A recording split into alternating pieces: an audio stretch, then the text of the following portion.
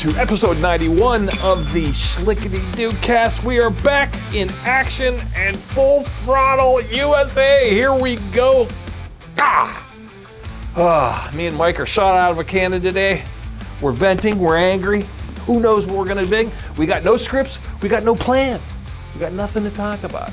Could be a quick one. You don't know. We don't know where we're gonna go. But know who knows where he's gonna go? Mike does. Mike knows stuff. He knows stuff. He knows stuff. This is Mike Anderson. Here he goes. Here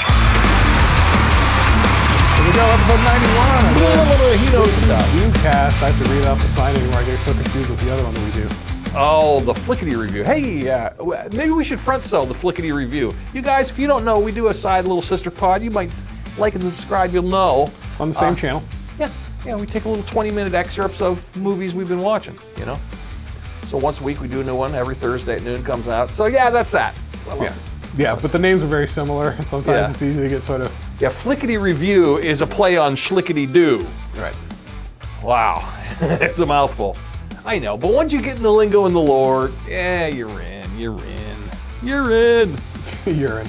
Yeah, so I'm kind of all whacked out on the cold medicine. Oh yeah, you got the sickness going. Well, I did have the sickness. This is the weirdest thing. 3 days ago, I did a mic on, remind me to tell you about. Oh, the Monday mic. Monday mic, all right. So Monday, all right, I do the mic. I come home, I'm feeling a little weird. Middle of the night, like probably 2 in the morning, I wake up and start, achoo, achoo. I did it felt like 12 sneezes in a row. Oh. And then I was like, I could start feeling drained, but I'm like, you know what, I'm just gonna go to bed and and then I woke up in the morning and I had snot all over my face and it just was coming out like a fountain. And it was weird. So I was like, oh God, here we go, something's going on. So I was like, I got a rhinovirus, but I don't feel fevery. Usually, you feel something beyond that. So it's just this thing going on. And no fever, nothing. I felt normal. I was like, all right, I got an all right night's sleep. Tuesday rolls in, so I'm eating cold medicine. I'm sneezing all day, and I'm snots are rolling. I'm doing it. Trying all the antihistamines and all the mucinexes and all this. I feel like expectorants and all, everything. I'm trying them all. None of it's working. Snots are falling. I got to the point where I literally took a paper towel, made it into a point, stuck it into one nostril and stuck it in the other, and I was just like, boom, I plugged it with a paper towel, and that's the only thing to stop the madness. Yeah. Because otherwise I'm going to be sucking in or blowing out, and... Well, the thing is, if you're blowing out all the time, your nose gets all red and raw. Yeah, and I was starting to get that little in between. Your bridge in there is getting a little raw there. I was like, I need the little zinc oxide in there, little puffs. That's what I was going to say. Anytime I start getting the nose thing, I get a box or two of puffs. Yeah, we got the puffs delivered. We had the Walmart delivery come by about 10 o'clock with the puffs and the NyQuil. All right, now any kind of Dayquil, all that bullshit that they try to sell you, so you won't be drowsy, doesn't work. The second I eat the NyQuil, I felt like I got roofied, but I got to tell you, it works. The NyQuil, I slept like a baby. Whew. It was like I had the best night's sleep, and I woke up the next morning. I'm like, I'm a little snotty, but it's kind of feeling better. I'm a little groggy, but I'm all right. So I went through the day, but I was like, all right, so there I go. I got to go through the day again. And I eat the NyQuil during the day, and I'm having head swoops at my desk, but I'm pushing through. But it's working, and it's disappearing. I'm like, wow. So this cold is disappearing, and I'm not getting fevers, I'm not getting aches, I'm not feeling too bad other than this. So here I go. Today I woke up, I didn't even need medicine. I was like, it's gone. I feel pretty good. Really? Yeah. Boy, it sounds like an allergy thing. Well, you'd think, but no, I don't have allergies, especially when it's 16 degrees out. Yeah, but you never know. I mean, you went to the open mic thing on the Monday, so maybe it was some perfume somebody was wearing or something that got to you, set something off. Yeah, you never know. Yeah, it was nothing crazy. Yeah, it was definitely cold. It felt like it was just a rhinovirus. And here's the thing.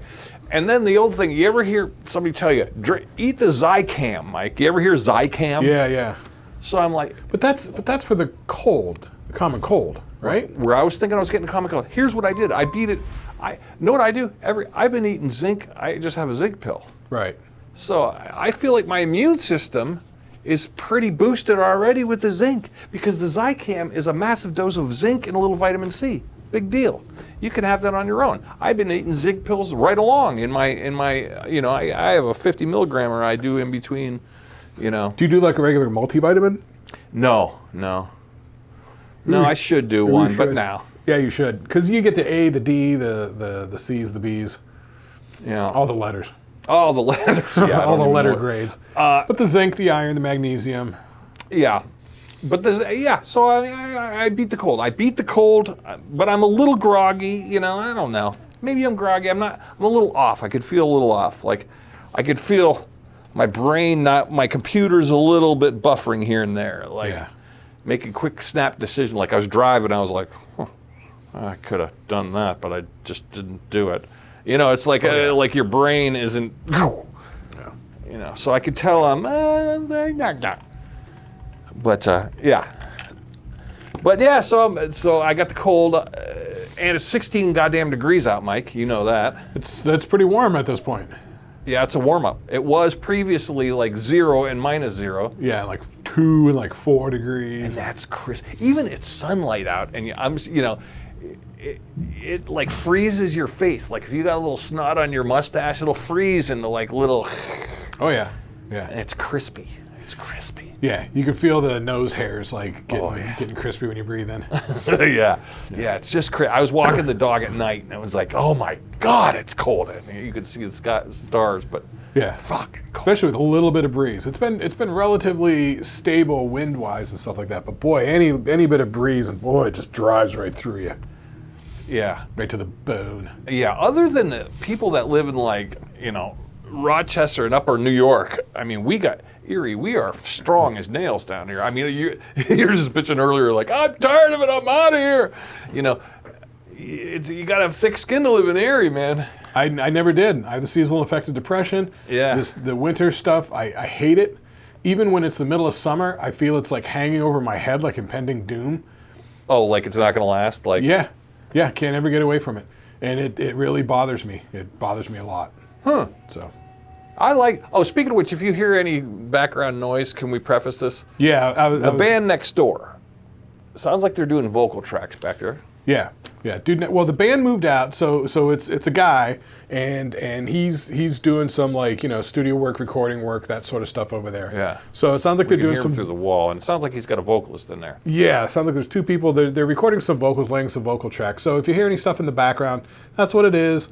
We do our podcast studio is here in a building where there's musicians and bands. Yeah, we're musician mate. Yeah, we're adjacent. Yeah, adjacent. So, it's a little bit of noise pollution. You may hear it bleed through, but it's not like the full band cranking on the other side of the wall like it used to be. Oh yeah, which they at moved that out. point, Yeah, the band Vices moved out. They were so loud that like you guys wouldn't be able to hear anything on the recording. Yeah, we had to switch days. Yeah, it was crushingly loud. Yeah, but these guys. So if you hear something, it's not it's not anybody in. Yeah, it's not you. It's not on your end. It's, sometimes you listen to it with headphones and it's like, is that somebody yelling my name? Why do I keep hearing that? It's them. They're laying vocals. Don't worry about it. Yeah, there. See, you can hear it. But so vocal if they tracks. can even hear that, I don't know.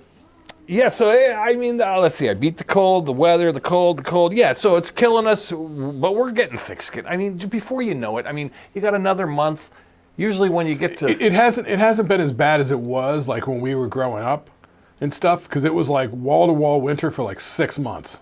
At least... Really? I don't remember it being that bad, though. Oh, my God. I think I had thicker skin when I was younger. I don't have thicker skin now. Well, we didn't know any different then. No. And I would wear long johns and whatnot, whereas now it's like, if I got to break out the long johns, it's down there.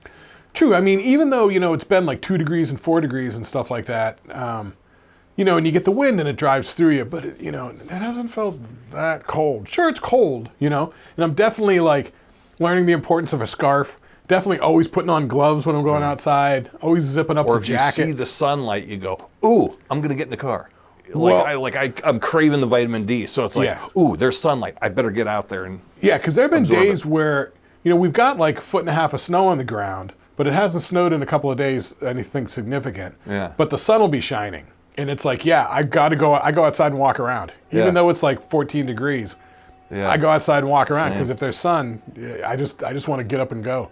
You know, yesterday for work I drove down to Pittsburgh, and it was like 26 or 29 degrees in Pittsburgh with blue skies and sunny. Wow, so they're a little warmer down there. Yeah. So I had to kick off my winter boots. I just couldn't keep them on. You know, 10 I had degree, taken just about sneakers with me. 26. So 10-degree difference was kind of all the difference in the world. Oh yeah, it really is. Yeah. I mean, what was it the other day? I mean, shit, I was coming home from work today, and the streets in my neighborhood are clear. You can see the concrete. Yeah, that's true, which is weird, even though it's like There's a 10 foot and a half of degrees. snow, and there's snow banks like so much snow all over, but they do a good job keeping up with the streets and stuff like that for the most they ain't part. messing around here. No. Yeah, but that cold. I know there's a point when the cold hurts and doesn't hurt. Like the girlfriend and I have a thing like, does it hurt today? Like I'll ask her because she walks the dog in the morning. I'll be like, does it hurt? Yeah, it hurts. Yeah. And then there's other days, no, it doesn't really hurt. It's not painful. Yeah. You can tell. There's a fine line, and it's usually around the 10 below 14, 15 degrees. It hurts. Well, the next couple of days here over this weekend, it's another Arctic blast coming through. Oh Jesus Christ! Yeah. Really? We got another one. We shouldn't be getting a whole lot of snow. It's going to snow tomorrow. I'm not sure how much. Yeah. And I think Saturday night the low is going to be 0. And we got Super Bowl coming up. Yeah. But I think Well, this will come out after Super Bowl. yeah, this will be out after. Yeah, we're filming this the Thursday before Super Bowl. But it's like currently 17. Huh. Yeah, the snow is going to start at 5 a.m. Ah. It's going to be snow, all the way till 9 p.m. tomorrow. So snow all day Friday, high of 29, low of 0. Yeah. But then Saturday, Sunday, high is going to be 12, high is going to be 17 on Sunday, lows of 4 and 5. Wow.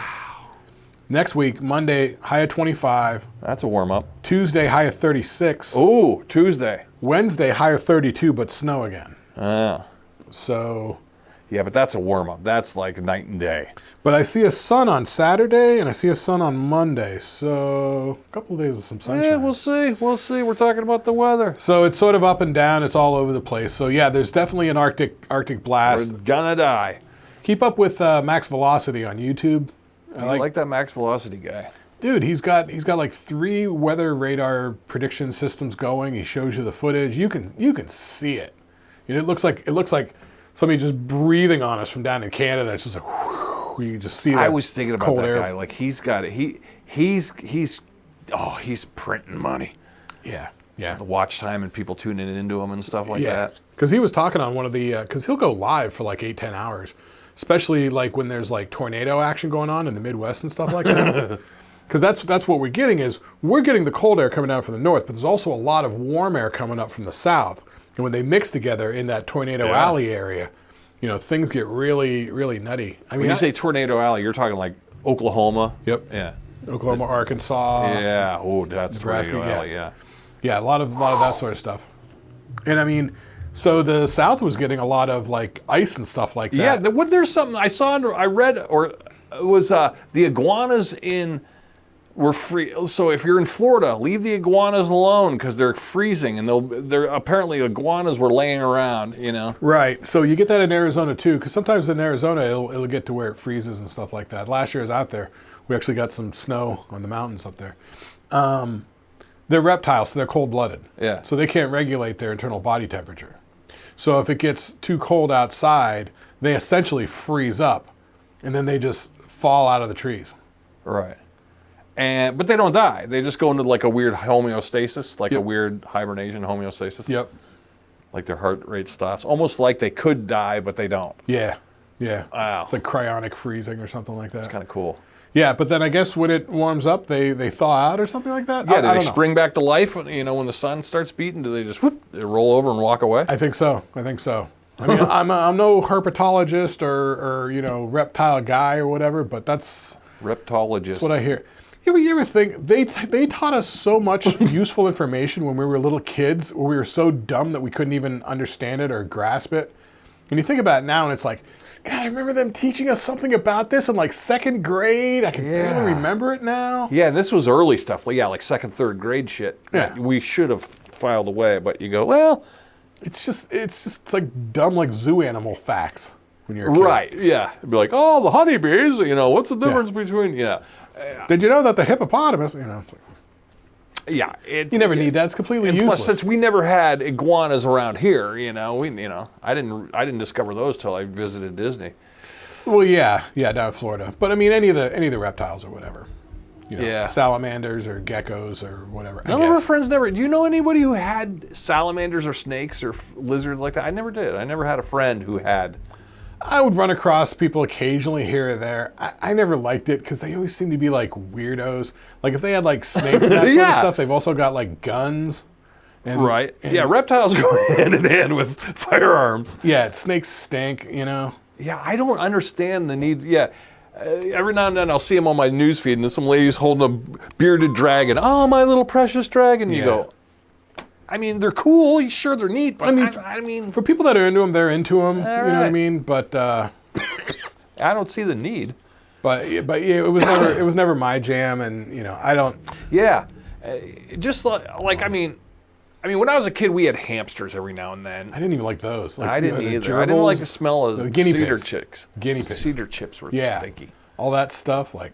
Yeah.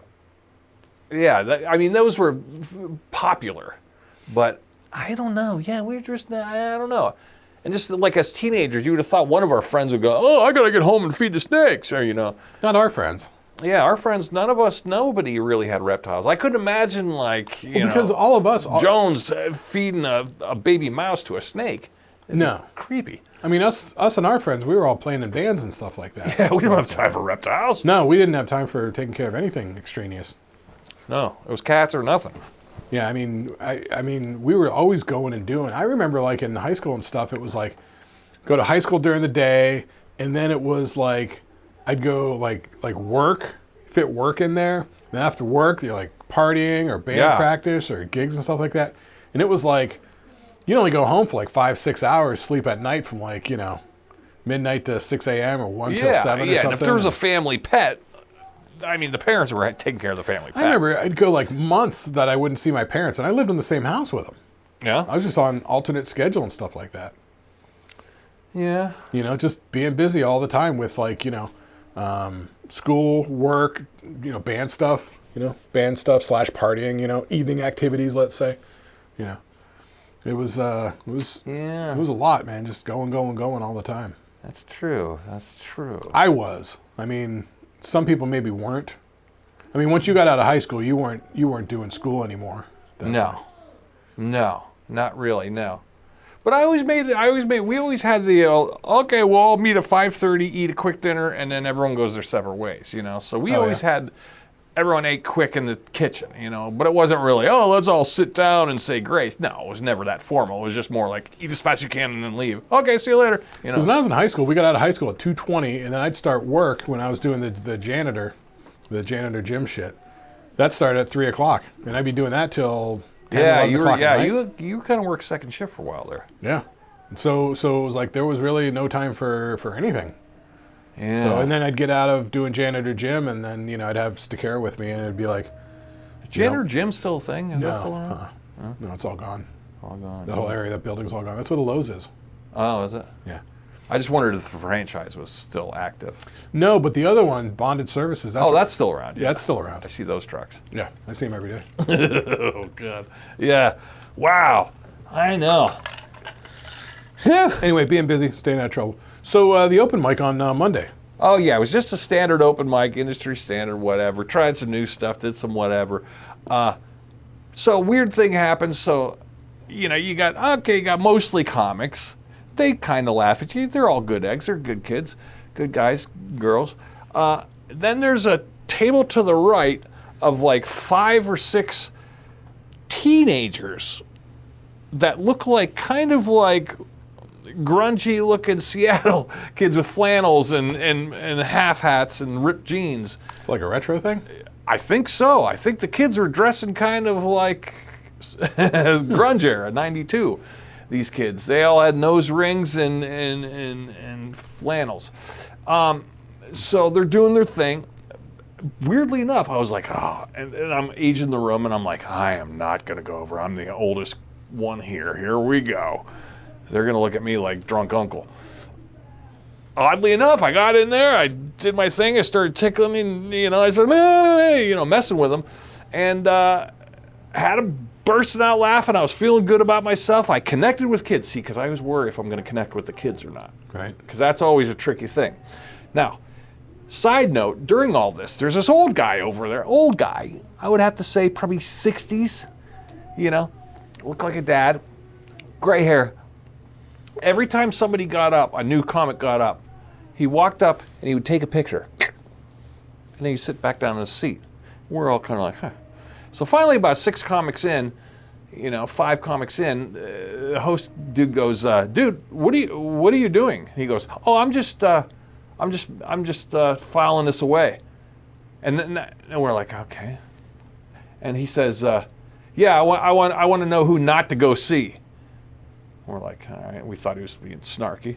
Now, if you notice, we're watching him. The guy is not laughing at anyone. He has not laughed all night.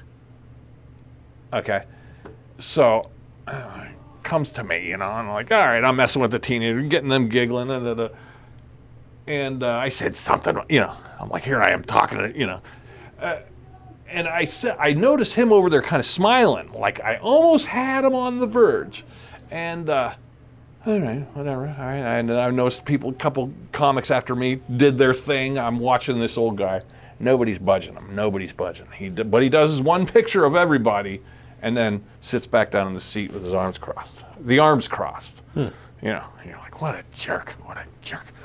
So at the end, so he comes up, big smile on his face. I go, dude, why don't you laugh at anybody? Why you're smiling now. Why weren't you smiling then? And he goes, well, let's be honest, you guys aren't very funny. And I go, yeah, but it's an open mic. We're supposed to not be funny. We're working on new stuff. This is not, if we are funny, good. If we're not, well, we expect it because it's an open mic. We're working on new stuff. And he looks me in the eye, he goes, hey, what's your name? I go, oh, it's Aaron. He goes, Aaron, let me ask you something. You got a day job? And I go, yeah, I'm a graphic designer. And he goes, good. And he winks at me, and he turns around and walks out the door. I'm like, you motherfucker. And then Brian, this other comic, was standing next to me, and we both look at each other like, wow, that was cold. That was the coldest thing I've ever felt. Like, this dude literally told me not to, don't quit your day job kind of thing. I was like, you mother. I haven't been able to shake it for days. Then I start getting sick, and then as I'm sick, I'm not thinking correctly, and it's like an earworm. It's like a worm. It's like the worm from Wrath of Khan in your ear, making you second guess every goddamn thing you say and do. I'm like, duh, I'm gonna kill that guy. Just another bitter, miserable bastard in Erie. Yeah, I know. Another bitter fucking piece of shit who doesn't do anything themselves, sit on the sideline and pass judgment on anybody like they're some arbiter of taste. Yeah. But to try to compliment you with a smile on their face like they're being funny, like, and I thought I actually had him. So when he came up to me with a half a smirk on his face, I was like, huh, I'm the one who kind of made him, I broke it, I'm the guy. So what'd you think? And then when he tells me not to, It's just this rude thing that for somebody to tell you. You imagine if somebody just goes, "Hey, Mike," you imagine getting off stage, putting your bass down, and then someone going, "You guys stink." You'd be like, you just don't say that, Even if you think it, you don't say it. You know what I mean? There's a certain social, social contract we're all abiding by here that you don't have to tell somebody they stink. I've seen 1,000 horrible comics in my time. I've never once told somebody they stunk. Maybe this isn't for you. I mean, obviously comedy is not for that guy. That guy doesn't get it. He doesn't understand it. And the funny thing is, now open mic comedy can be really bad. Let me preface that, there's always a few that are like, whoa, that was horrible. But weirdly enough, this Monday, the crew was doing pretty good. I mean, I was doing good. Everybody was kind of having a good one. That, you know, if you were to walk in on it, you'd go, these guys from Erie aren't so shabby. You know, now there's times when it's been shabby. You know that. You've seen some of that shabby shit. Sure, but then again, like you say, it's you know, you're working on stuff. It's not. Yeah, we're ironing out. We're working on new bits. Yeah, it's not. It's not It's tried like and doing tested. reps at the gym. Imagine working out at the gym. You're doing reps. You put the barbell down and goes, "Wow, dude, you stink. Or it's You're like, weak." Or it's like having the bitter bastard come over and be like, "How much you lifting there? 100 pounds? Pfft, that's pussy weight. Yeah. You should be lifting more. You should be lifting better. Lift better." Yeah. It's like Your arms look like noodles. it's like honestly like any idiot can sit around and just slag on things and be a Yeah. miserable bastard. Yeah. But you know, it's like Yeah. so you met in person an internet troll. I did. Yeah. Live and in person. And they got me. But the funny thing, it is the equivalent of reading your own reading comments when people are slagging on you. You know, it's like, ah. Now, what people don't realize is us, especially comics, and you might hear other comics talk about this. We're sensitive. You know, musicians and comics are kind of the same this way. We're very sensitive. We will fight to the bitter end on what we do, because that's all we got. Now, for somebody to go, I could have 500 people tell me I'm great. I'll go, you're wrong, I'm terrible. But the one person goes, dude, you're terrible. I'll be like, what do you mean I'm terrible? You know, like that one comment, it'll sit in your head like, oh my God. It's like, yeah. Yeah, but then again, I mean, you know, any idiot asshole can just be negative about anything and everything and just be miserable. Yeah. But consider the source. Yeah. Where's it coming from? You ever get insulted with a smile though? I mean, oh yeah. Those are the most sociopathic people. Because the thing is, it's never about you. Yeah, you're right. Number one, it's never about you. It's about how miserable they are. Yeah. Because all they care about is themselves. They don't care about anybody else. If they did, they wouldn't be that shitty to other people. But they're miserable, bitter bastards. Sure. That's why they're only thinking about themselves. Second point, consider the source. You shouldn't care what any of those people say. Now, if Dave Attell came up to you, or Mark Norman, and they go, dude, you're terrible, that hurts. That would hurt. Yeah, because that's one of my people that peers know did it. what they're doing. Yeah, people that are in the biz. Right. Now, I've had comics say you had a terrible night, or that joke was terrible, that didn't land. That's fine. You're talking Yeah, shop. it's situational. Yeah, you're talking shop. But for somebody to say you're overarching, But once again, consider the source. yeah, Is this guy anybody who knows what they're talking No, about? Is probably this guy not. anybody that you Probably value not. their opinion? probably not. No, probably not. Definitely not. No. He's some dumb.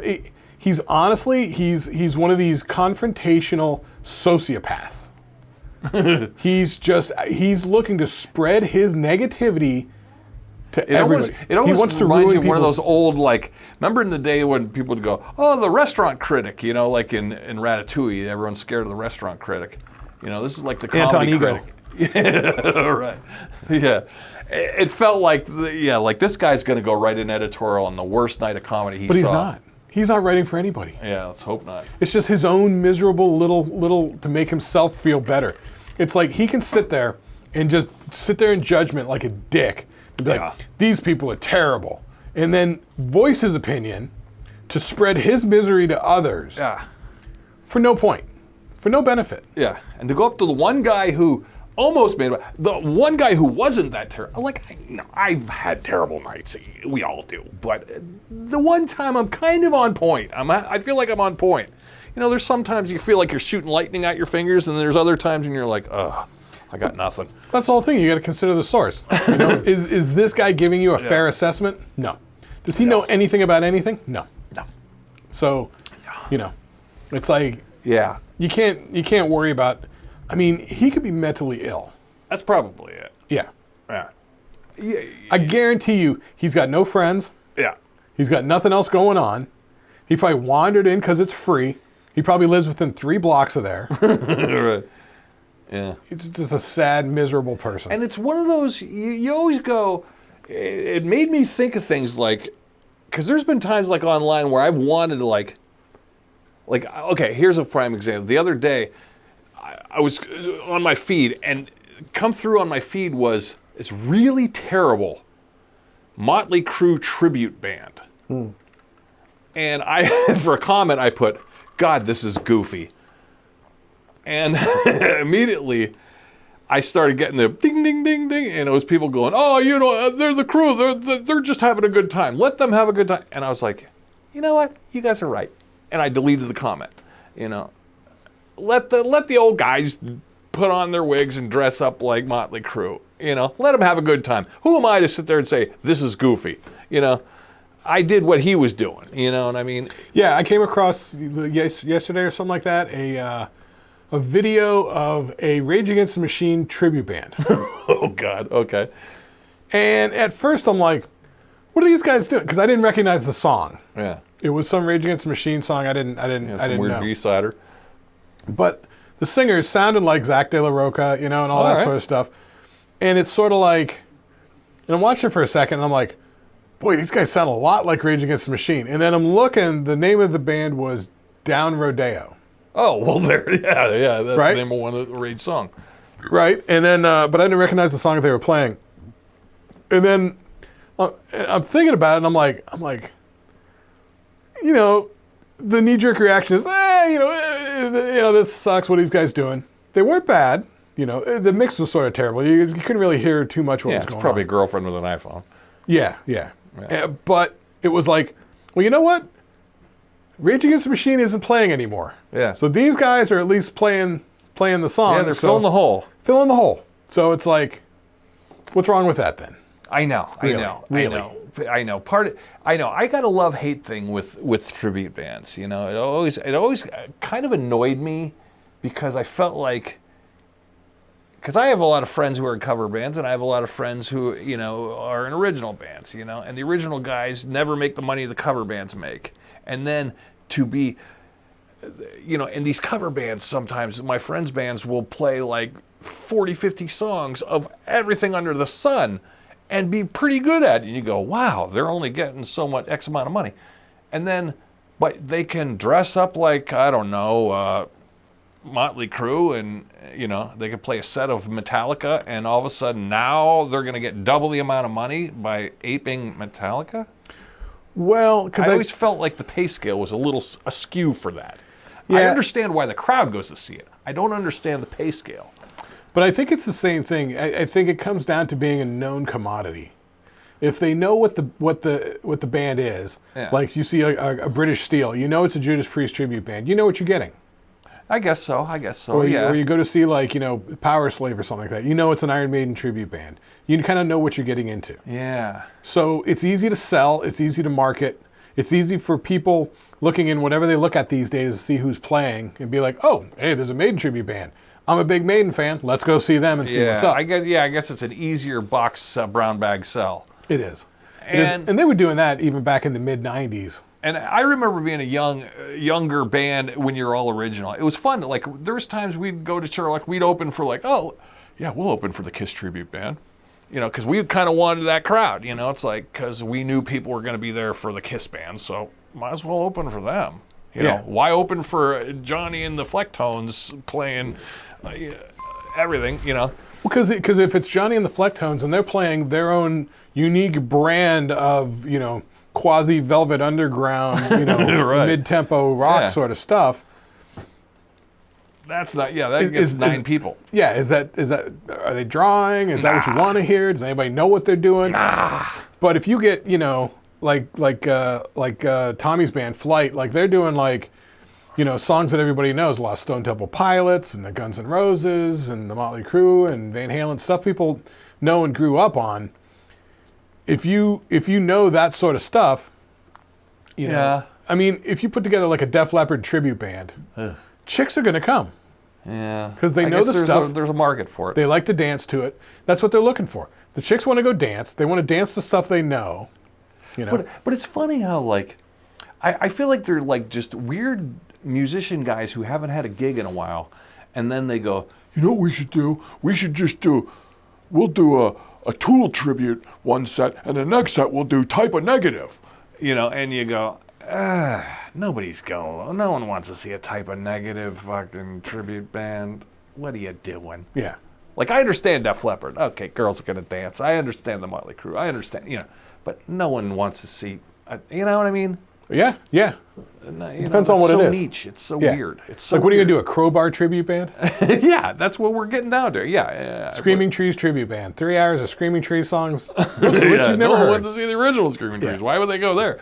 Yeah, I don't know. Yeah, I get infuriated. But if they're good, they're good. But yeah, there I was, being a troll. And then after I got pinged a couple times, I was like, you know what? I retract that. I deleted it. I'm like, I'm not gonna bust these guys' balls. Let them go have fun. Yeah. Yeah. If that's what they look forward to on the weekends, go ahead. And it keeps their instruments and their Marshall heads warmed up. Go ahead. Yeah, it keeps the tubes humming. Yeah, got to keep them tubes warm. Yeah. Yeah, all right. And so that's fine. I mean, Yeah. you'll have that. Yeah, comedians are sensitive, though. I will say. So if you're out there and you're watching comedians, if they're terrible, don't tell them that. Just say, But here's the thing.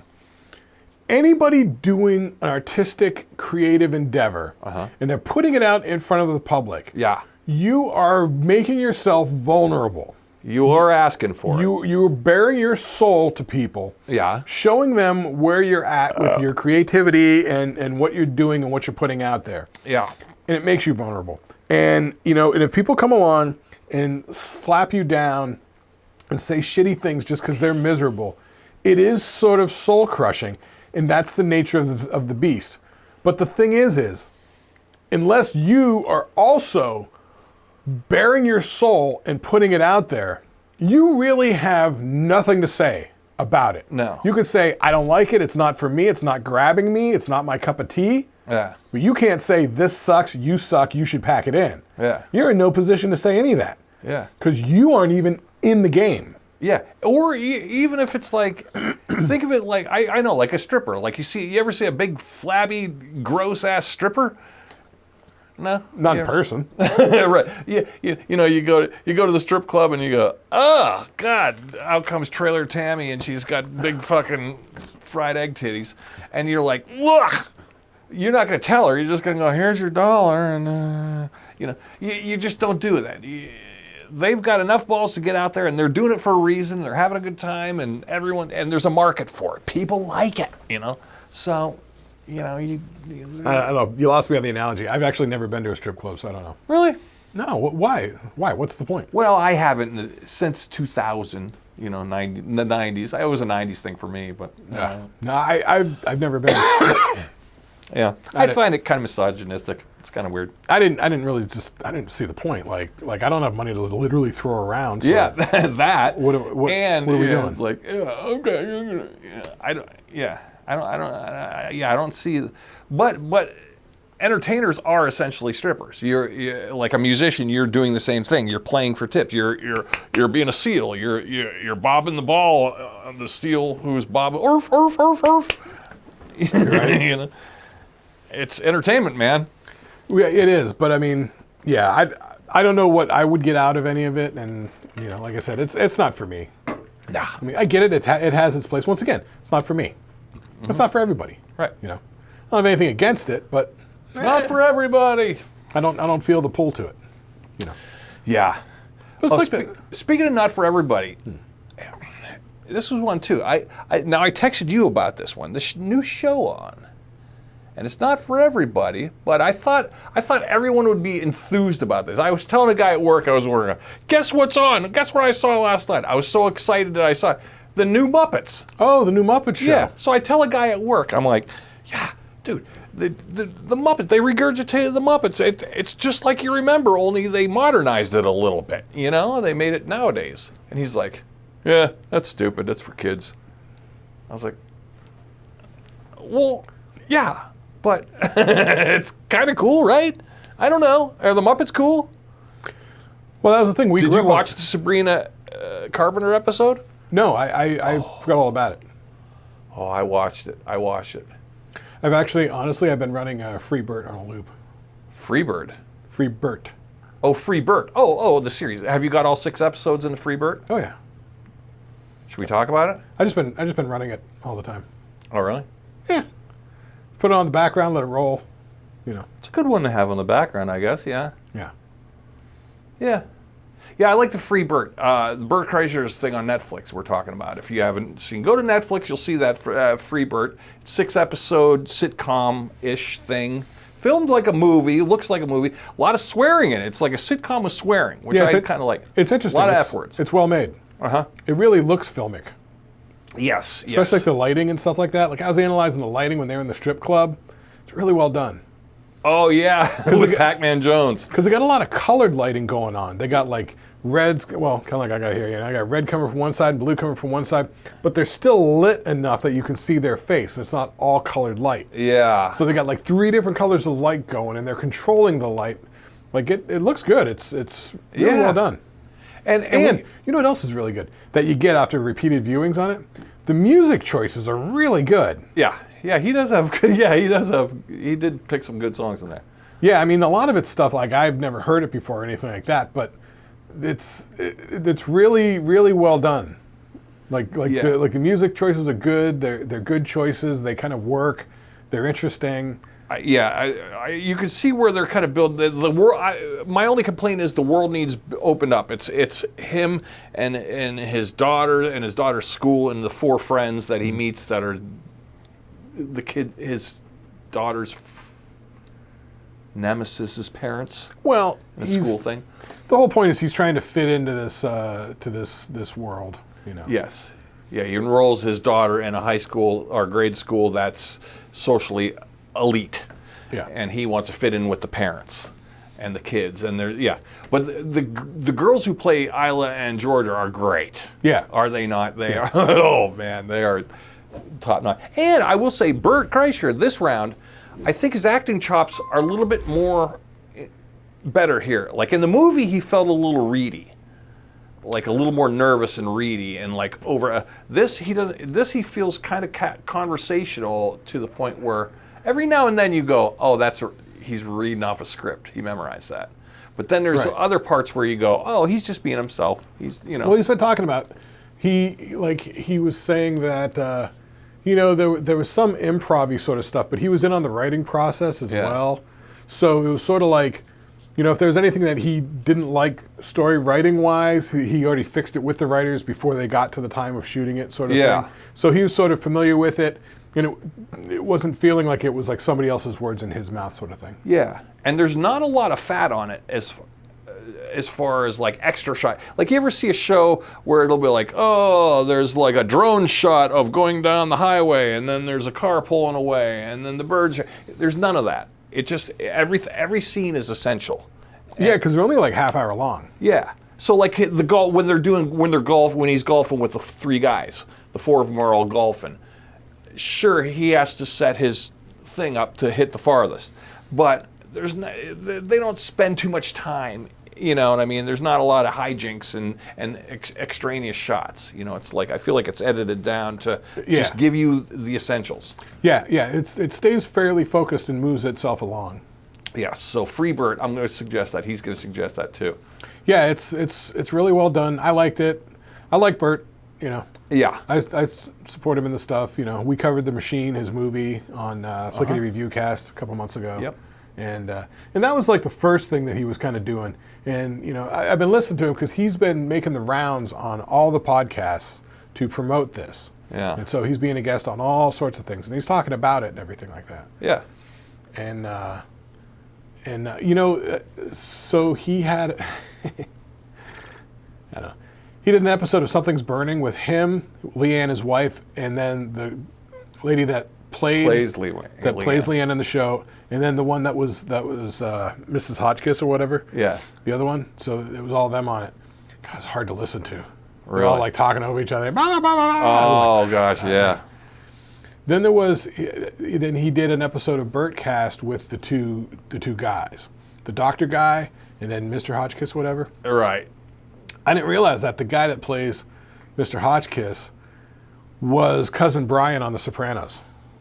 Oh, Tina was like, "How do we know this guy?" She said he looked familiar. He was Cousin Brian on Sopranos. Wow. She didn't watch Sopranos. I wonder what else he was in. Yeah, he's been around. Oh, he was in, what the fuck was it? West Wing? I think he said he was on West Wing. And he might have been on something else. Something I didn't watch, but. Yeah. Yeah, I felt like they almost felt like soap opera stars maybe at some point. Something like that, maybe. But yeah, I definitely recommend it. And I think the 6 episodes go by real quick. Oh, they do. It's just, they're what, 38 minutes a piece, 35 a piece? Yeah, like 28, something like that. Yeah. 28, 34, something like that. Yeah. They're not real long. Yeah, it's perfect. It doesn't get stuck. But here's another one, like I was saying, the Muppet Show. So I'm watching the Muppet Show. They really kept to the original format. Did they? Other than it's a little bit more colorful. The lights are a little tighter. Everything's a little bit more not so foggy. Well, and grainy. Yeah. But you could tell the original set. It's the backstage area with the lights. They got some of the original characters. You'll see them in the background. You go, oh my God, there's the guy with the boomerang fish. Oh, there's the there's the janitor. There's the They have the extraneous characters that you remember, and you go, oh, I forgot all about that guy. Oh, there's the green newscaster guy in the background. He'll just walk by. Right. Like backstage. Really great like that. Sabrina Carpenter did really good. She sang her song. Now, we'll talk about Sabrina Carpenter at one point here. But Seth Rogen, I guess, got this moving. So he's an executive producer. He makes an appearance in it, too. He doesn't really do any skits or bits with him. He just kind of is like walking around, like kind of like a Lorne Michaels would be walking around, Yeah. But pretty good. Here's my only if I had any complaint. Oh, Rizzo the Rat does a great song by The Weeknd too.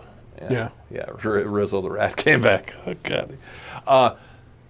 And there's even a Gonzo with the roller skates doing his thing. But my only complaint is the voices. Now you kind of miss Jim Henson doing Kermit the Frog here. The new Kermit voice isn't quite Kermit. It's almost like they took their own. It's like a person who knows him, so he got the subtleties of it. But it's. I don't know if they need to fix the audio or something where it needs to be louder. I felt like Kermit kept getting drowned out. Couple of the Scooter voice, whoever did the Scooter voice, the voice wasn't really quite as animated. It was very flat. There's something with the voice. You'll know. I want you to watch this. No, I know what you're talking about because I saw a clip. It was when Kermit the Frog went on Jimmy Kimmel's show. And they did like an intro bit, and I was like, yeah, it's not Jim Henson, but it's pretty close, And then they went to like the actual like interview thing, and I was like, wow, this doesn't sound anything like Kermit at all. Yeah. Now they got all his facial movements and everything like that. It was perfect. It was great. Yeah. And I will say, whoever does Miss Piggy is right on point. Miss Piggy has the personality like she always did, and they actually give her a new layer. The new layer is she's always had the jealousy of anyone who gets near Kermit. Right. But she also had this layer of, she was kind of jealous of Sabrina Carpenter, but was friendly and playing on a different metal level. So they were she always did that back in the day. Yeah, it was pretty good. It was classic Miss Piggy. But no, the voice. There's something in the voices that you go, gosh, you would have thought of all the millions of people out there, they could have got a better Kermit. It was the same thing with Mel Blanc. When he couldn't do the voices anymore, his son Noel Blanc, they gave him the job. It's not quite right. Yeah, I doesn't quite do it. Yeah, I know. And I don't know that Brian Henson is doing any of the voices or whatever. I know he's running the company. I don't even know if he's a puppeteer. Hard to say. I don't know. Yeah, I don't know much about it. I don't know. I really don't know much about it. But yeah, it's like, the voice casting is really essential, especially when you're dealing with these iconic characters that we know through the voices, like a Bugs Bunny or a Daffy Duck, Porky Pig, Kermit, Miss Piggy, Fozzie. But certain voices whoever was doing them, like they had Janice from the Dr. Teeth band. Remember her, the hippie chick? Yeah. She came out and talked, and her voice came to life. She was like, "Ugh." She had this perfect voice. It was like, "Oh, Janice, all right, you're back." Rolf's voice was perfect. Yeah. But it was something with Kermit and something with Scooter and Kermit that I was like, "Ooh, I'm getting disconnected here." It's not. Yeah, it's really hard if it's not exactly on there. Yeah. Because like our ears are really good at picking out those subtle differences. And if it's not right, it's not right. Yeah, that would be my only vague complaint. But maybe they'll fix that in a later episode. Maybe it was almost like whoever was doing the voiceover needs to get a little bit more into it, because it was more like get a little bit more into it. It was almost like they needed to add a little bit more, 20%. Yeah. You know what I mean? I see what you're saying. Yeah, it didn't have the animation. It didn't have the animation that it did, especially Scooter. Scooter used to be kind of frantic. Well, they were all sort of over the top. Yeah. Yeah, really, really animated. Yeah, they didn't feel that. I didn't feel that. But maybe they'll build on it. Give it time. Yeah, that's true. But boy, the sets were perfect. It was great seeing it all. It moved quick. And it was like, once again, they had too many skits, so they got to figure out whose bit they're going to cut. You know, and Kermit has to be the bad one to go around and tell them who's they're going to cut. But boy, the sets were just done good. It really brought you back. Statler and Waldorf were the same Statler and Waldorf you'd see. And they sound the same? They sounded the same. Interesting. Yes. Not quite as gruffy, a little cleaner. But then their jokes were on point too. So, and some of their jokes were more on point modernized, which was it was the same exact setup, but you'll just notice how their things are modernized. But I don't know if it's going to catch on. I wonder if kids are into that whole vaudeville variety show feel. Yeah, I mean, that sort of stuff was so prevalent when we were kids, like in the 70s. Yeah. Because it was only, 50, 70 years, past. Yeah, and it was a parody of the Playhouse, vaudeville. Yeah. Playhouse. So these, it's funny. Now I printed out a master list because I was like, so it got me going through the Muppet Show history. I was thinking like to myself, oh boy, I remember that one. Like in my brain, I was like, oh, I used to love the Alice Cooper episode, or I love the Elton John episode was always a good one, But I went through. Now, did you realize it ran from 1976 to 81? Right, that sounds about right. So yeah, they only had 5 about years. 5. Yeah, but they had. Now I'm not going to read the whole list, but they had 122 guests. 122 guests. So I mean, but this thing they broke it into kind of like Broadway star. They had everyone from Carol Channing to Bernadette Peters. We know those. Comedians. The comedians there were. Now I didn't know this. Did you know? Well, let's see. Phyllis Diller did one. I remember that. That. Milton Berle. Do you remember the Milton Berle one? Sort of. Rich Little, I remember. Yeah, Rich Little. You're right. Bob Hope, George Burns, Steve Martin. Yeah. Who's Avery Schreiber? Avery Schreiber was the guy with the black frizzy hair and the big mustache, kind of chubby guy. Oh yeah. He would do a lot of commercials and stuff. He always popped up in TV episodes. Okay, all right. Now they had a very huge pile of country singers, which I did. Roy Clark Jr. I remember that one. John Denver, we remember her. That's because in the late 70s, all that urban cowboy stuff was all Yes, hit. Crystal Gale, Chris Christopherson, Loretta Lynn, Kenny Rogers, Anne Murray. Yep. Wow. And a lot of these people had TV shows at the time. Yeah, and the agents were all probably working together, and they had to get them on. Did they have Oak Ridge Boys on there? Huh? Did they have Oak Ridge Boys? No. Which you're right. I would have thought the Oak Ridge Boys. They had their own TV show, but I mean, they had one guest. They rarely had groups. Yeah, they're not having 5 people in there. No. Like they're not going to have Sha Na Na in there on. Yeah, or Kiss. Yeah. Like dancers, Ben Vereen. Let's see, Joan Baez, Arlo Guthrie. Do you know Arlo Guthrie did one? Huh. Right. Magician Doug Henning, remember him? Oh yeah, he was the a big deal. World of Illusion. Yeah, he was a big deal. Yeah. Lou Rawls, jazz singer. Yeah, I remember that one. Hey, they did have your folks, Shields and Yarnell. Shields and Yarnell. I couldn't remember Shields and Yarnell, and it was so funny. I Googled it or I YouTubed it after we had They were talked about it. everywhere in the late 70s. I remember them. And Shields and Yarnell were so popular in the 70s, they did the robot thing. I think that's where Michael Jackson got the robot dance. Well, I think... Which came first, Michael Jackson or Shields and Yarnell? I think street kids in New York City were doing it. Oh. In the mid-70s. Oh, you're right. And Shields and Yarnell were probably from New York City. Speaking of that, what about that video I sent you? Which one? That dude doing that popping and locking thing like he's a robot. Oh, yeah. Yeah. Holy crap. That Then dude, he had the head thing, though. yeah, that dude was like crazy. Yeah. You see those every now and then, and boy, yeah, that is impressive. I mean, jaw-dropping. I know. Jaw-dropping. He looks so unreal. Oh. And that head bobble tilt thing that he does. Like, yeah. Like the head ratcheting around. God, man, that was... We'll see if we can throw a link in the description when we upload it or something. Oh yeah. I know. I would like to throw in a Shields and Yarnell. It's so fun. But yeah, I questioned that. Like, which came first, the robot dancing from the Michael Jackson? Because I remember when even the Osmond kids and Michael Jackson, the Jackson 5, they were all doing the robot thing. Yeah. And then there was always a point in the song when Michael would come out and do his robot dance, and they'd all, Yeah. And that spurred on, Speaking of which, I saw a video. I don't know. Sometimes I get sucked into these YouTube Shorts rabbit hole. Which here's my new rule for YouTube Shorts: you people that are doom scrolling, if you're scrolling and you come across some video or post or whatever that you've seen before, stop, close the window, walk away. That's the time to get out, because it's just constantly going. It's the doom scrolling thing. I was doing on the YouTube Shorts. And when I come to one that I've seen previously already, that's your escape point. Yeah. When you come across a video you've seen before, you're about 12 swipes. Yep. And you're like, oh, I saw this one the other day. Close it. Get out now. That's the time to get out. Yeah. Yeah, because you're in a loop. What was I saying? I came across some video. I think it was some YouTube Shorts, because there's no context on any of it. No.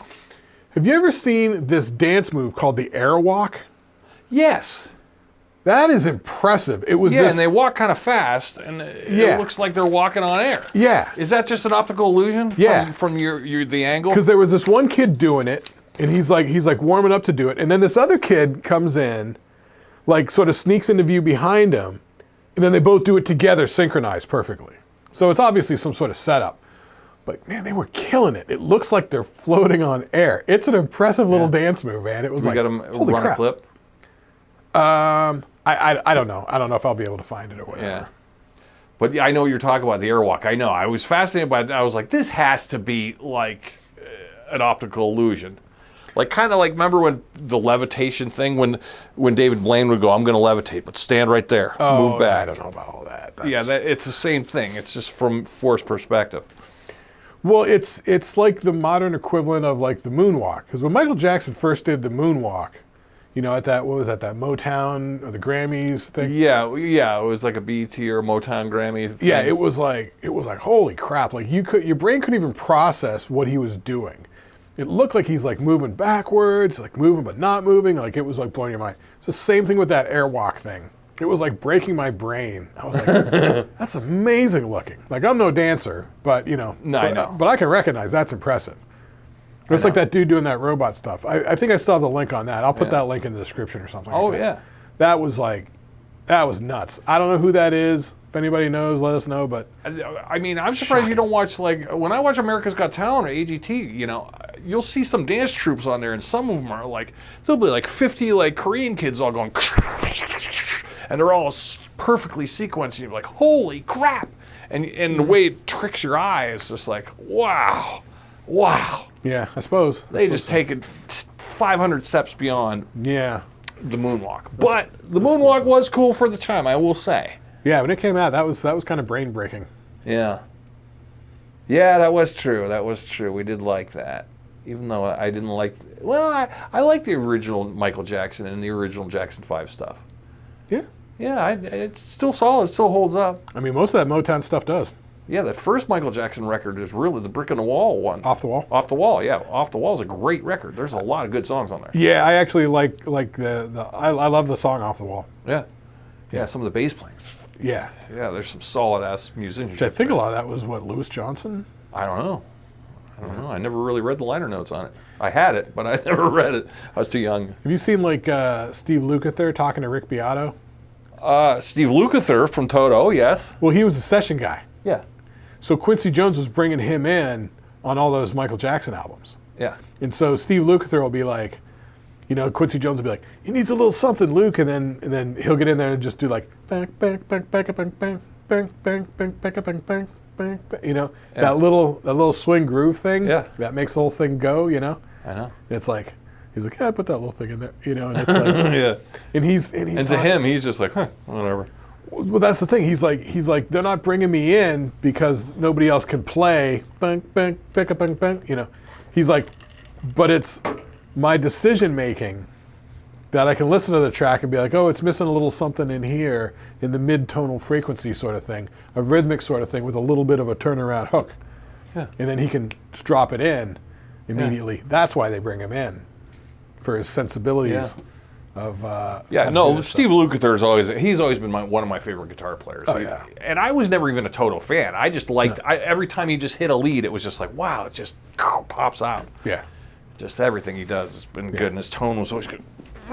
Crazy impressive stuff. Yeah. All that prog shit. I don't like prog music. I don't either. I'm a musician in my soul, but that stuff was too good. There was a point when a lot of our friends were like, "Oh, you gotta listen to more Rush. You gotta listen to old Chicago. You gotta listen to, and it's like, I don't want to listen to all that. I'm not really. It's great. It's great. I get it. But it's not your cup of tea. Yeah, that's always been the thing. Like Dream Theater is so good. I get it. And the mix is killer. It's perfect. It's exactly something I should like. But I go, I don't like it. I don't like. It's not to my ear. It's like, I don't know. Is it too good? I like a tight pop song. I do too. I like a 3.5, 4 minute pop song. Dream Theater may technically be the best players, not the best songwriters. No, and they don't feel like they're going to mistake. I like when it sounds like they're on the verge of it all falling apart. Like I like when that's kind of why I think people like Nirvana. It's like it sounds like it's about to combust. But these prog guys are just so good that it's like, oh, they're not going to make a mistake. We're not going to hear a mistake on the song. But it's like it's so noodly that to me it doesn't register. Well, that would be like, or noodly is like, oh, let's listen to Fish or something like that, or that. Well, that's jam band bullshit. Sort of like, stuff. ugh. But the prog stuff, it's just like, oh, we're going to do it here, and then we're going to modulate it up and do it here, and then we're going to do it down there, and it's like, big deal. Like, I don't know. Yeah, you're good at math. We get it. I like the song. Like, you look at like Foo Fighters were good at crafting a good pop song. Stone Temple Pilots was pretty good at crafting a good pop song. Those sort of things where, or even like Queens of the Stone Age. Sure. Like those. They're able Queens of the Stone Age is a good example. They have that combustibility that I like. I like when it sounds like, oh my God, it's jumping out of the mix and it just sounds like something could go wrong. Like, I like that. I like when it has claws. Yeah. Yeah, that's rock and roll-y. That's rock and roll. Rock and roll should be unpredictable. Yeah, a little bit dangerous. The idea of rock and roll to me is unpredictability. Yeah, like there's a potential implosion. Yeah. Or explosion that could happen. Yeah. But when you're listening to like, 46 and 2, it's like, oh, stop it. Yeah, it's like math rock or whatever. But sure, those may be the greatest players or whatever, Joe Satriani or Steve Vai, but did they write a good song? Did they get on the charts with a song? No. And even the ones that did, you go, I don't want to hear like Cliffs of Dover. It's like, oh, ugh. But I mean, there's a market for it. Yeah, you get those sort of identifiable. It's like in the jazz world at Take 5. Oh, you recognize it. Even if you don't know what it is, you recognize it. Yeah, what is it? The glorified hot cross buns here or what? Sometimes it is. But hot cross buns. Yes. You know.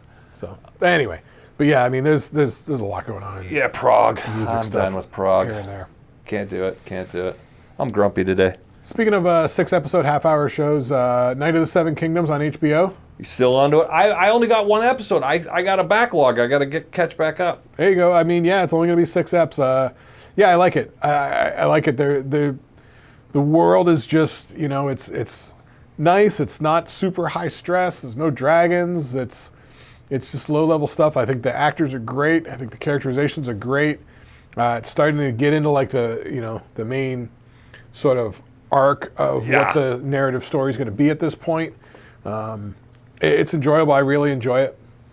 Like I said, I've been given, free Bert. Bert's show came out this week on Netflix. I've been, pimping that a lot. But yeah, I've only watched the 3rd episode of Night of the Seven Kingdom, once, maybe twice. So I got to watch it. I went 2, back 3 more in times. season 3 of Shrinking came out. So I've been watching Shrinking. At this point, it's just like, all right, I'm already in. I'll watch the next season. But it's a little goofy. I mean, it's not, I don't want to say goofy. What's the word? Schmaltzy. It's horrible people you like, likable horrible people, but yet they're California horrible, pretentious, but not evil. Just schmaltzy and just say the wrong thing. It's over dialogue-y and schmaltzy, but I'm hooked. You ever have a show where, like, I shouldn't like this, but I do? Yeah, I got hooked on that Landman. I watched both seasons that are out. You went, oh, wow. Yeah, you get kind of hooked with the characters and whatever, and what's going on. You were saying at first you didn't like it. No, at first, the way that they were doing it, it was just so sort of like self-aware and sort of belaboring, like long lingering shots of almost nothing. Yeah. And you'll have that in the first couple episodes because they're still trying to find the tone and stuff like that. Then they sort of started opening the world up a bit more with more characters, and they've got more things going on. And so there's always at the end of every episode, there's one of the 4 or 5 storylines going on that sort of grabs you where you're like, oh, I got to see what happens next. Right. And I also am into now, what am I into? 3rd season of Tulsa King. You've been doing Tulsa King. I don't know what to do. With once again the same sort of thing where it's like they open up the world, they got more characters in there now, you know what I mean? And so it's maturing as a show, so you go, all right, I'm staying with it because it's improving itself. It's not... Yeah, and it's entertaining, Yeah. I'm liking it. They're bringing in sort of actors that sometimes, the ones that you don't know, they're actually really good, There's a lot of good stuff going on there. But it's interesting looking at Landman and Tulsa King, the 2 of them. Mm-hmm. They're similar shows. They're all Taylor Sheridan shows because they're on Paramount. And but the tonal differences. Like Landman takes itself like a drama, And Tulsa King is also a drama, but just the tone is just a little bit lighter. It's not quite so life or death serious about everything. That's the thing about Landman. It's self-righteous sanctimoniousness sometimes gets a little bit tough to swallow, whereas Tulsa King is aware of what it is, but it still does a good job with it. Like I said, the actors, the people that they cast, the way they kind of, in a way it's sort of like, when you watch Sopranos and you sort of want to find out the inner workings of like a mob and that sort of thing, but then you watch Sopranos and you're like, these guys are bumbling idiots, right? Mm-hmm. Tulsa King, he's got a good crew of good people that are like capable. Mm-hmm. And so that's sort of satisfying to watch. Yeah. And once again, it's, they throw new characters in there and it introduces a new storyline and a new angle. But Landmill, or what's it called? Landman. Landman? Landman. Yeah, it feels very Yellowstone-y to me, though. It feels like Texas Yellowstone. It is, ostensibly, it is. I haven't seen Yellowstone. I don't know anything about it. Yeah, I got 4 episodes in. But it is all right. It was fine. That's what Taylor Sheridan does. Yeah. Yeah, the self-righteous sanctimoniousness is sort of like... It just seemed like it was just made for white guys. Made for tough guy white guys that need a soap opera. It is, but there's some interesting character dynamics going on in there. Yeah. Like after the third or fourth episode, they introduce his ex-wife, Allie Larder. She's great in it. His daughter comes in. She's a really good actress. She just started going to college sort of thing. And all right. So they're feminizing it a little bit. Right. And then his son's in there in the first couple episodes anyway. His story starts unfolding. He's sort of interesting, what he's got going on, that whole sort of thing. So, it's sort of interesting, with the characters. Like I said, at the end of every episode, like, one of those 4 or so main storylines, there's something going on that's like, well, I got to see what happens next. Okay. Keeps you bringing back to it. So now I'm waiting for the 3rd season, so that'll be good. So we're in 3rd season of Tulsa King now, which I guess they got a 4th season coming down the pipe in a couple months, I guess, here too. Is Stallone good? He is. Really? Yeah. He doesn't look weird? It's not like, He looks a little bit weird, but the part is like tailor-made for him. So it's not that much of a stretch. Okay. He's playing a 75-year-old New York mafia guy who gets out of jail after doing 25 years because they got a murder pinned on him that he didn't actually do. And then he gets out, he goes to meet with the boss of the family, and the boss of the family sends him to Tulsa for some reason. So they're like, you're going to go out there. And he's like, why? What's out there? And they're like, I don't know. See what you can find. It's a weird premise. But then it's but it's almost like, it's kind of like, you're so outdated, we're not going to put you back in New York City. We're going to send you out to Tulsa to go make your own thing because you're so out of date and not in touch with So things. then you're with him, and he arrives in Tulsa. He knows no one, knows nothing, Doing that same mob shtick, and then everyone's like, what? Then he starts, picking up people along the way, almost randomly. Yeah. Like the kid who's the Uber driver that picks him up at the airport becomes his driver. Yeah. And then they're driving down the street, and he's like, what's that? And the driver kid's like, that's a weed store. He's like, what? And they pull in, they go look at the weed store. Martin Starr runs it. He ends up fucking muscling in on the weed store, Now he's got this angle, All right. So he starts picking up little crew people along the way. So he's an old school mobster in a modern world, so it's fish out of water theory. Oh, yeah. Yeah, there's jokes about the cell phones, and he goes to try and he went to try and do something, and they're like, oh, you need a credit card. He's like, I don't have a credit card. And then his driver tells him, debit card works the same as a credit card. He's like, what's a debit card? So they got to go to the bank and get a debit card. Then he's got to come up with the paperwork to get the debit card. Because he's been in jail for 25 years. He doesn't know shit. Yeah. So it's sort of fun like that, you know what I mean? And right. And how the 75-year-old Italian mobster would deal with, the modern life. But then there's also still stuff going on with the New York people. And then all of a sudden the Kansas City mafia guy is like, hey, you're in my backyard. You didn't give me a call. And he's like, who are you, Huh. So there's conflicts going on. And all right. Well, now that's a good elevator pitch. Yeah. Yeah. I kind of just overlooked it because I was like, Stallone, doing mobster. I know, me too. But the thing was, kind of an eye roll. They said on the Paramount Plus, it was like, crime, something, comedy. And I was like, comedy, really? It's not really a comedy. No. But it sort of has a bit of a lighter tone. It's not taking itself super seriously like Landman, being all sanctimonious and like, What was the one where, what's his name, Van Zandt was in Norway? That was the first Netflix original. That was Lilyhammer. Lilyhammer, right. I was picturing something in that world. Yeah. It's sort of like that sort of thing. Yeah. But it's nice because the crew that he assembles, they're competent. Yeah. They're not bumbling idiots. It's not like a series of like dumb shit. Sometimes they do dumb shit, but it's part of the character, what I mean? Right. It's because the character's mad about something, or they're a hothead, or impatient, or something, and they do something dumb. But they're all capable, which is kind of good to see. Do you have strong women in this? Yeah. Okay, so it's not all machismo. No. They've got a girl that's there in like the first season that he's sort of hooking up with. That's a whole storyline. Then they've got Dana Delaney from China Beach owns this ranch. Yeah. And so then he's sort of got a thing going on with her. Then his daughter comes out from New York. So he's got the daughter and the grandkids there at one point. And then also his sister comes out from New York. Okay, so they're adding That's Annabella Sciorra, who's almost unrecognizable. Oh. Okay. Because I was a premise like this could really go go over machismo if they wanted to. No, it's good. The tone is really well balanced. Yeah. Yeah, it's fun. So I give that a recommendation. You know, everybody's loving the Landman, and sure, yeah, the Landman's it's fun. I mean, it gets a little. I mean, every once in a while you gotta be like, oh boy, dial it back, settle down. You know. Yeah. But the Tulsa King, you know, it's good. I dig it. It's enjoyable. You know. What was there's another one, and they always are filming around this area. Mayor of Kingston. What's that? That's the one with Jeremy Renner. Yeah. I have not seen it. I haven't either.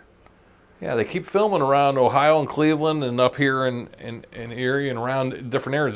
There's always some kind of little thing, like a blurb. Oh yeah? Yeah.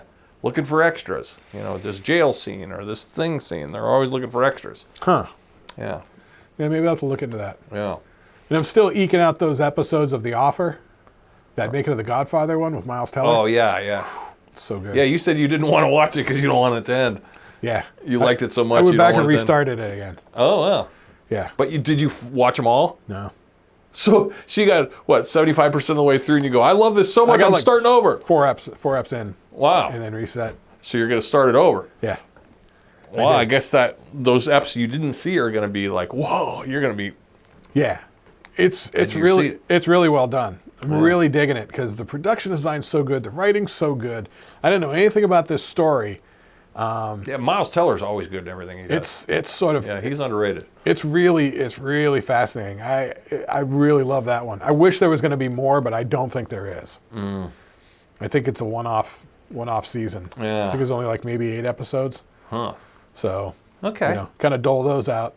Well, it's winter time, guys. That's why we're giving you. We'll be getting out and about more when the snow melts. We're gonna make more adventures. But right now, the TV's king. Yeah, and I'm finding myself getting drawn to series a lot more. There's not a whole lot of movies. You and I spend more time trying to find something for the Shlicketty review than we do. Yeah, I know. The movie watching, but series-wise, there's stuff all over the place. Like Resident Alien's pretty good. That was I did the first season of that.